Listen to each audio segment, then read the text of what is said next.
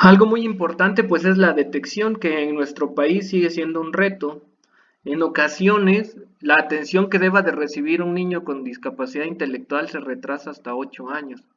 Solo el 13% de los familiares de niños con discapacidad buscan ayuda. La mayoría de la ayuda que buscan va a estar repartida en psicólogos, 2/3, y más o menos el 28% buscará la ayuda con un médico general. ¿Y qué es lo que refieren cuando buscan la ayuda? Pues porque observan que los niños tienen algunas dificultades en el desarrollo, los observan y está entrecomillados porque así lo cita el artículo, como estar en la baba, mirando al vacío o que hablan de manera normal. Entonces, eso nos lleva a que nosotros tenemos que capacitarnos para estar pendientes de tamizar a los niños en cuanto a su funcionamiento intelectual. Como van a ver en la clase de autismo, que les voy a dejar otro link por el chat, eh, el lenguaje es un indicador del desarrollo muy sensible, es poco específico. Problemas como autismo, trastornos del lenguaje, discapacidad intelectual van a tener problemas de lenguaje, pero el hecho de que haya un problema en el lenguaje no nos dice el diagnóstico, pero nos dice que es un niño al cual debemos de investigar más, porque puede ser, cito otra vez, ¿no? Autismo o discapacidad intelectual. Entonces estos son unos parámetros fáciles de aprenderse para tamizar, ¿no? Si a los 12 meses, o sea, al año, el niño no ha balbuceado, ojo, bandera roja. Si al año 4 meses no dice mamá, papá, agua, leche, ojo, bandera roja. Si a los 2 años no hace frases juntando dos palabras, por ejemplo, mamá, agua, papá, leche, agua fría, mamá, cama, mamá, dormir, etcétera, también bandera roja. Y hay más instrumentos de tamizaje, pero esto es muy importante. El diagnóstico, pues tenemos que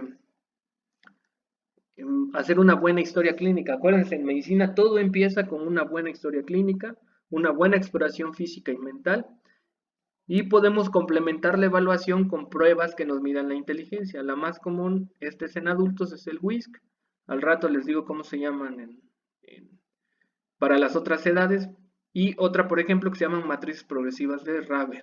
Y algo muy importante es familiarizarse con síndromes específicos.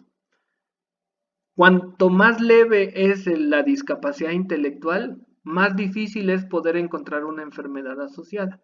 Cuanto más grave es la discapacidad intelectual, más fácil es encontrar que pertenece a un síndrome mayor. ¿Ok? Entonces, el hecho de conocer los síndromes específicos nos ayuda para saber si esa persona estará cursando con discapacidad intelectual. ¿Cuáles son los síndromes asociados? Aquí es una pequeña lista, pero hay más. Dentro de los más comunes, pues el síndrome de Down, ¿no? Prader-Willi, ¿cuál otro? El síndrome de Williams, ¿cuál otro es? El Rubalcaba, algunos niños con trastorno espectro autista, el síndrome de Angelman, la parálisis cerebral. Aquí hago un paréntesis. La parálisis cerebral es un trastorno motor. No todos los niños con parálisis cerebral tienen discapacidad intelectual. ¿Ok?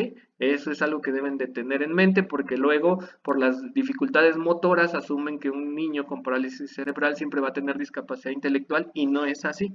¿Ok? Me interesa que eso quede claro. Hablando de parálisis cerebral, estas dos diapositivas tienen que ver con una asociación de eso, pero pues no lo vamos a pasar.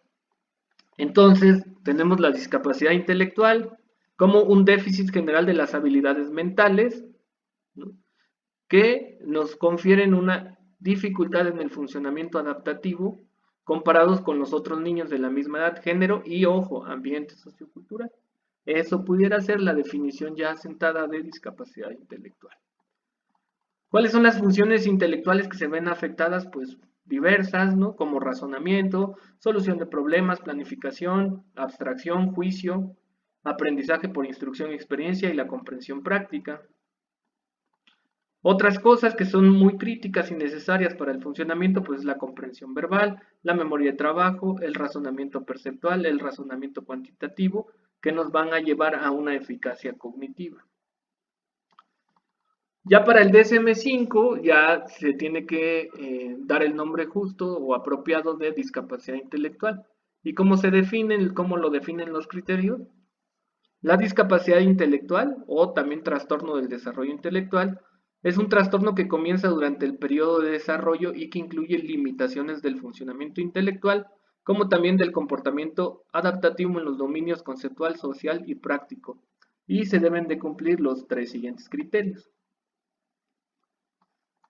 Deficiencias en las funciones intelectuales como el razonamiento, la resolución de problemas, la planificación, el pensamiento abstracto, el juicio, el aprendizaje académico y el aprendizaje a partir de experiencia, comprobados mediante la evaluación clínica y pruebas de inteligencia estandarizadas e individualizadas. En el servicio social o a veces en el quehacer diario, pues no tenemos a la mano las pruebas de inteligencia, pero lo más importante es la evaluación clínica.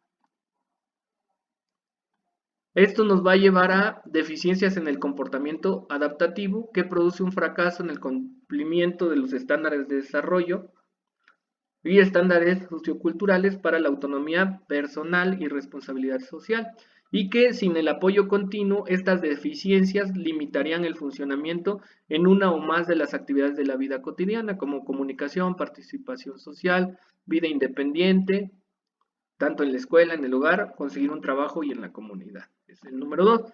Y el número 3 es que estas deficiencias intelectuales y adaptativas hayan iniciado durante el periodo del desarrollo. ¿Eso qué significa? Que se tienen que haber presentado en la infancia y la adolescencia.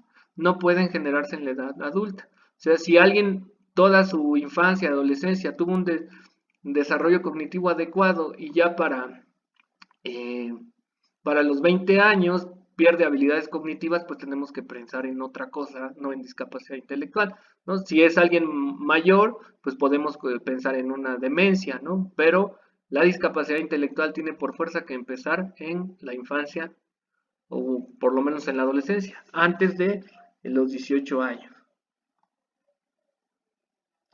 La CIE 11 la define como una condición originada durante el periodo del desarrollo, caracterizada por un funcionamiento intelectual y comportamiento adaptativos por debajo de la media en pruebas estandarizadas.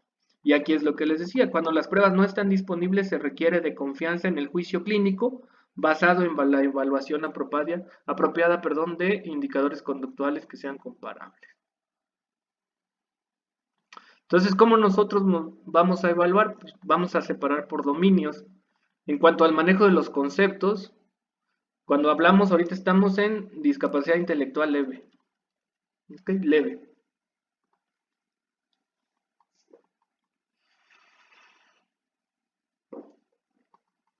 A nivel preescolar, pues una discapacidad intelectual leve no va a ser tan fácil de detectar, por eso dice, puede no haber diferencias conceptuales manifiestas.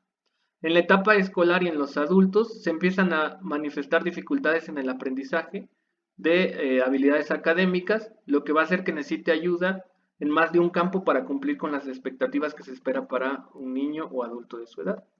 En la parte social va a ser un niño inmaduro, no va a poder socializar muy bien porque no percibe de manera precisa las señales sociales. La comunicación, conversación y el lenguaje son más concretos o inmaduros y puede haber problemas en cómo regulan sus emociones y su comportamiento, entonces verse un poco más infantiles de la edad que tienen o no entender los comportamientos sociales. Puede existir una comprensión limitada del riesgo en situaciones sociales y lo que les decía, el juicio social es inmaduro. En la parte práctica pueden funcionar de manera apropiada para la edad en cuanto al cuidado personal, también pueden ayudar con tareas de la vida cotidiana compleja y la parte de las habilidades recreativas van a ser muy similares a la de sus compañeros, aunque requiere apoyo para la organización. En cuanto al moderado, en el dominio conceptual, ya en el preescolar empieza a haber un retraso en el desarrollo o en la adquisición de las habilidades académicas, ¿no? Mayor dificultad para hacer el círculo, el triángulo, etcétera. En la parte escolar empieza a hacerse manifiesta la dificultad para adquirir la lectura, la escritura, entender los conceptos de matemáticas, del tiempo, el concepto del dinero, El dinero también no se aprende luego, luego, ¿no? A partir de segundo, tercero de primaria tenemos un mejor concepto del dinero, pero bueno, aquí se va retrasando. En la parte social se observan diferencias notables con respecto a los otros niños. Su lenguaje es muy primario, ¿no? Para la comunicación, pero es concreto, ¿no? No utilizan muchas, no estructuran frases, más bien, o las frases son muy cortas, y la capacidad de relación está circunscrita principalmente a la familia y los amigos que conoce. En la parte práctica, se puede responsabilizar de necesidades personales como comer, vestirse e ir al baño. Incluso como adulto, lo básico de higiene, lavarse los dientes. Va a necesitar mucho más periodo para aprender que lo comparado con las otras personas, y muchas veces necesita que le recuerden qué hacer, ¿no? Así de, ya vas a comer, ya te lavaste las manos, ¿no? Ya saliste, cerraste la puerta, pero de alguna manera se puede participar en las tareas domésticas. En el grave, pues prácticamente no van a acceder a muchos conceptos, que va a ir de la mano con que su lenguaje sea limitado, tal vez algunas palabras, ¿no? No va a generar el concepto de números, de cantidades, de tiempo y mucho menos de dinero.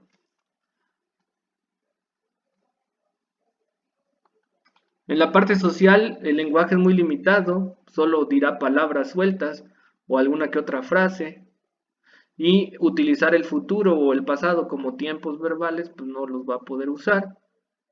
Y el lenguaje se utiliza para la comunicación social más que para la explicación de cualquier cosa.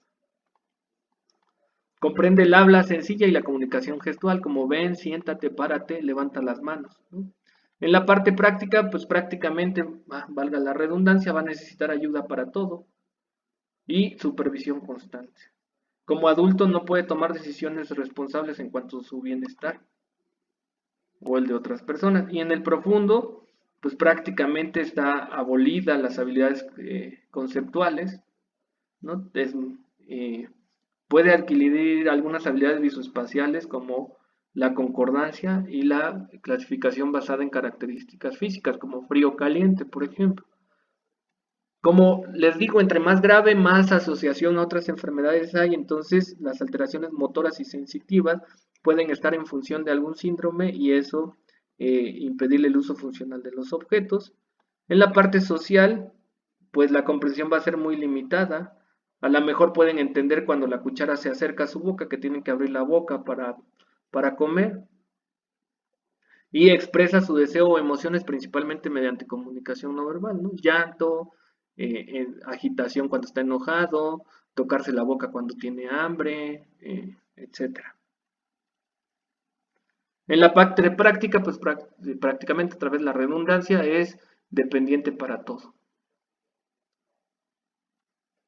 Y vamos a repasar algunos de los síndromes que se asocian a discapacidad intelectual.